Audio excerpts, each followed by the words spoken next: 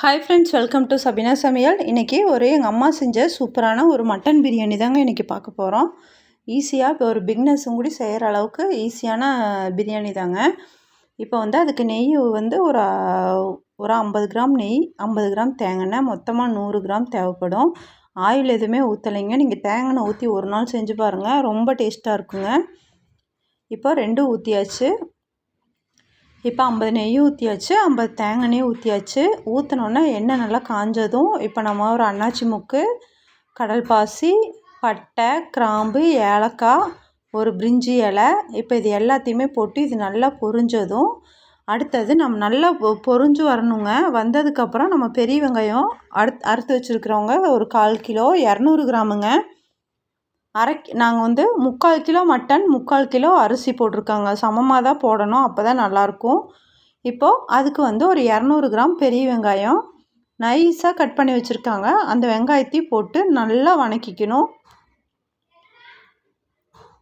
அந்த வெங்காயம் வணங்குறதுக்கு கல்லுப்பு நம்ம கொஞ்சம் போட்டுக்கலாம். போட்டால் தான் அந்த வெங்காயம் நல்லா வதங்கி வரும், அதுக்கு வேண்டி போட்டிருக்கு. இப்போ இதை நல்லா வணக்கி விட்டுக்கலாம். நல்லா அந்த ப்ரௌன் கலரில் வரும் பார்த்திங்களா வெங்காயம், அது வரைக்கும் வணக்கிக்கலாம். அதுக்கு ஒரு 1/4 கிலோ தக்காளிங்க. தக்காளி நம்ம அப்படியே கட் பண்ணி போட்டதோடு நம்ம போட்டோம்னா வெந்து வரக்கு லேட் ஆகும். அதனால் ஒரு சுற்று மட்டும் சுற்றிட்டு இப்போ போட்டுக்கிறோம். இந்த பக்கம் இப்போது நம்ம பாருங்கள், வெங்காயம் நல்லா ப்ரௌனிஷ் ஆயிடுச்சு. அதுக்கப்புறமா பச்சை மிளகா ஒரு 7, ஒரு கைப்பிடி புதினா மல்லி, இப்போ நம்ம அடித்து வச்சுருக்க தக்காளி, இப்போ தக்காளியும் போட்டாச்சு. போட்டுட்டு அடுத்தது மல்லிப்பொடி 1 ஸ்பூன், மிளகா பொடி நம்ம தேவையான அளவு, 7 மிளகா நம்ம போட்டிருக்கோம் இல்லைங்களா, காரம் எப்படி சாப்பிடுவாங்களோ அதுக்கு தகுந்த மாதிரி நீங்கள் போட்டுக்கோங்க. அப்புறம் 50 கிராம் இஞ்சி ஒரு 50 கிராம் அரைச்சதுங்க. அப்புறம் பூண்டு 50 கிராம், வெங்காயம் சின்ன வெங்காயம் இருக்குது பார்த்திங்களா, அது போட்டு நீங்கள் பிரியாணி செஞ்சு பாருங்கள், ரொம்ப டேஸ்ட்டாக இருக்கும். நாங்கள் வேறு எந்த பொடியுமே நாங்கள் போட மாட்டோம், இப்படி தான் நாங்கள் செய்வோம். அதே மெத்தேடு தான் நான் உங்களுக்கு சொல்லியிருக்கேன். ஒரு பிக்னஸும் கூட ஈஸியாக செஞ்சு பார்க்கலாங்க இந்த பிரியாணி. அதனால தான் உங்களுக்கு இந்த வீடியோவாக போட்டிருக்கோம். நிறைய நான் பிரியாணி வீடியோ போட்டிருக்கேன். அதெல்லாம் 1 கிலோ, 2 கிலோ, 5 கிலோ அந்த அளவுக்கு போட்டிருக்கேங்க. இது 3/4 கிலோ அரிசி, 3/4 கிலோ மட்டன்.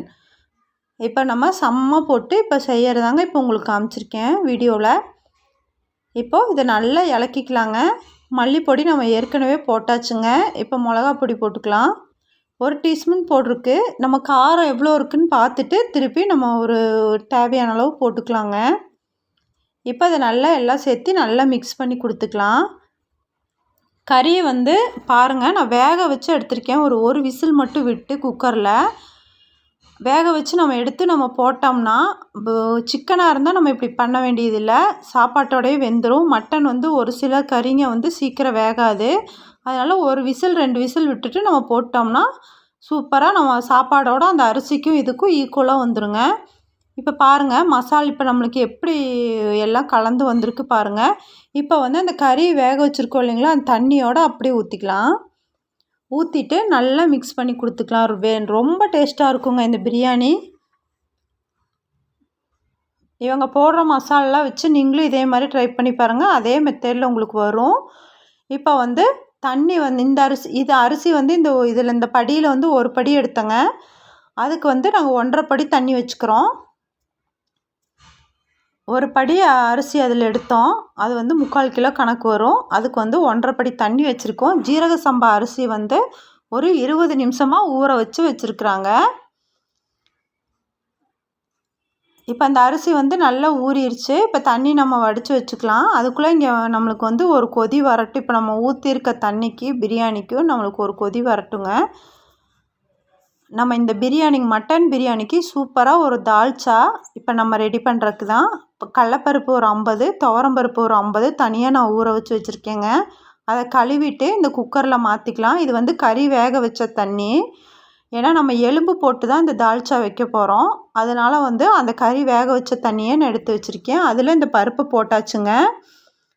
பருப்பை போட்டுட்டு தேவையான அளவு அதுக்கு பருப்புக்கு தக்காளி போட்டு வேக வச்சுக்கணும். இங்கே தண்ணி கொதிச்சிட்ருக்கு பிரியாணிக்கு. இப்போ நம்ம அரிசியை நல்லா ஒரு கழுவு மட்டும் ரொம்ப கழுவக்கூடாதுங்க, உடஞ்சி குருணையாட்டம் ஆயிரும். இப்போ ஓரளவுக்கு ஒரே ஒரு டைம் தான் கழுவி எடுக்கணுங்க, அது மேலாப்பில். இப்போ பாருங்கள், நம்ம அரிசி போட்டாச்சு.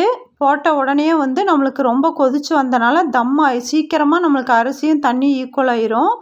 அப்புறம் வேகாத மாதிரி தெரியும். அதனால் தம் போட்டு வச்சுட்டு இப்போ பாருங்கள், சூப்பராக இந்த பக்கம் வந்து தால்ச்சா நம்மளுக்கு ரெடி ஆகிட்டுருக்கு. ஒரு தக்காளி போட்டு வேக வச்சு எடுத்தாச்சு பருப்பை. இதில் வந்து ஒரு 5-6 வகை காய் போட்டிருக்கேங்க. பூசணிக்காய், வாழைக்காய், முருங்கைக்காய், கத்திரிக்காய், அப்புறம் மாங்காய், எலும்பு கறி வேக வைக்கும்போது அந்த எலும்பு எடுத்துருந்தேங்க. அந்த நல்லி எலும்பு இதெல்லாம் எலும்பு போட்டு வச்சாதான் இந்த தால்ச்சா சூப்பராக இருக்கும். அதனால் எலும்பு தனியாக எடுத்து நான் வேக வச்சுருக்கேங்க. இப்போ இதோடு நான் இப்போ மாற்றி உள்ளே போட்டுக்கிறேன். இப்போ நல்லா நம்ம கலக்கி விட்டுக்கலாம்.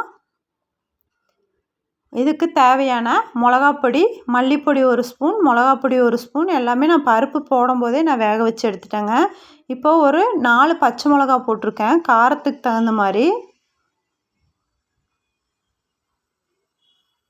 பாருங்கள், அருமையாக நம்மளுக்கு கொதிச்சுட்டு வருது. இதுக்கு தேங்காவே ஊற்றக்கூடாதுங்க. இந்த தால்ச்சாக்கு தேங்காய் சொரவி வேணால் போடலாம். நாங்கள் இன்றைக்கி போடல, ஏன்னா இது கெட்டியாக கரெக்டாக ஈக்குவலாக வந்திருக்குன்னு சொல்லிவிட்டு நான் தேங்காயெலாம் நான் சொரவி போடலைங்க.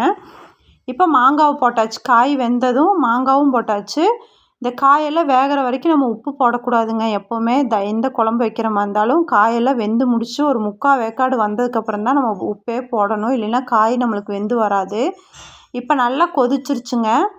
கொதித்த உடனே இப்போ வந்து நான் கல் உப்பு போட்டுக்கிறேன். கல் உப்பு போட்டு எவ்வளோ தேவைப்படுதோ அவ்வளோ பாருங்கள், எவ்வளோ சூப்பராக வந்திருக்குன்னு. இந்த பிரியாணிக்கு வந்து இந்த தால்ச்சா தாங்க சூப்பராக இருக்கும், ரெண்டும் மிக்ஸ் பண்ணி சாப்பிடும்போது. இப்போ நல்லா கலந்து விட்டுக்கலாம். கலந்து விட்டு நம்ம உப்பு போட்டு ஒரே ஒரு நிமிஷம் மட்டும் வச்சுட்டு நம்ம இதை எடுத்து நான் வேறு ஒரு பாத்திரத்துக்கு மாற்றிட்டேங்க. அதுக்கு ஒரு தாளிப்பு கொடுத்துக்கலாம்.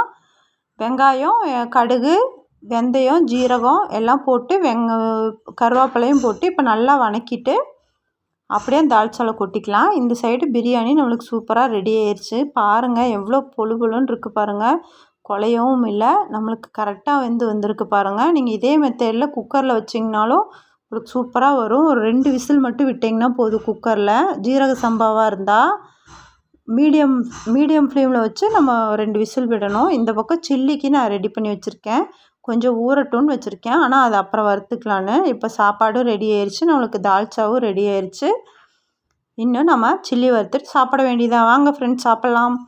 இப்போது அவ்வளோதாங்க, அருமையான தால்ச்சாவும் பிரியாணியும் நம்மளுக்கு ரெடி ஆயிடுச்சு. இந்த வீடியோ அவ்வளோதான். இந்த வீடியோ உங்களுக்கு பிடிச்சா லைக், ஷேர், சப்ஸ்கிரைப். அடுத்த வீடியோவில் சந்திக்கலாம். பாய்.